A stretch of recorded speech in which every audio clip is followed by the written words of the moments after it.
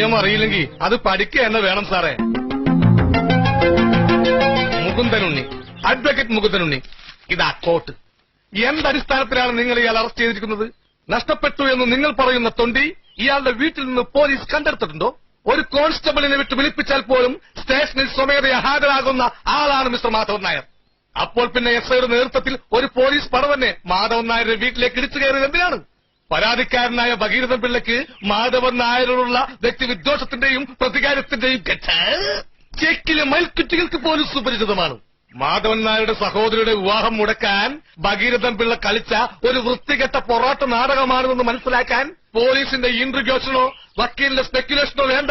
4ാം ക്ലാസും ഗുസ്തിയും അല്പ കോമൺ സെൻസും മാത്രം മതി. അതിന് കൂട്ടുനിന്ന SI ഈപ്പൻ പാപ്പറ്റി തന്റെ ഔദ്യോഗിക പദവി ദുർവിനിയോഗം ചെയ്തിരിക്കുകയാണ്.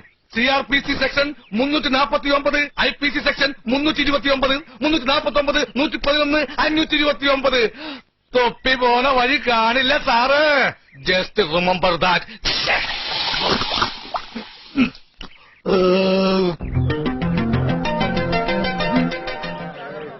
കാര്യങ്ങളൊക്കെ കൈവിട്ട് പോയല്ലോ തിരുവട്ടമാ. ഞാൻ തിരുവനന്തപുരത്തേക്കൊന്ന് വിളിച്ചാലോ? നീ പോയി വിളിച്ചോടാ, ഞാൻ പോവാ. എന്റെ കക്ഷിയെ ഇറക്കി വിടുന്നതാണ് സാറേ ബുദ്ധി. വക്കീലിനെയാവുന്ന വേറെ എന്തൊക്കെ പണികളുണ്ട്. പൂര കമ്മിറ്റിക്കാര് പോയി, വെടിക്കെട്ടും കഴിഞ്ഞു. ഇനി ഞാൻ നിക്കണോതോ പോണോ സാറേ? വക്കീൽ SIയുടെ ഫീസ് ഊരി. അപ്പൊ ശരിക്കും വക്കീൽ തന്നെയാണല്ലേ? കാണാനൊരു ലുക്കില്ലെന്നേ ഉള്ളൂ, ഭയങ്കര ബുദ്ധിയാ.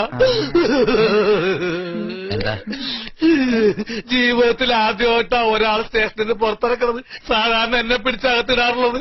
ഈ ഉപകാരം ഞാൻ ഒരിക്കലും മറക്കൂല. നന്ദിയുണ്ട് സാറേ, നന്ദി. നന്ദി മാത്രമല്ലേ.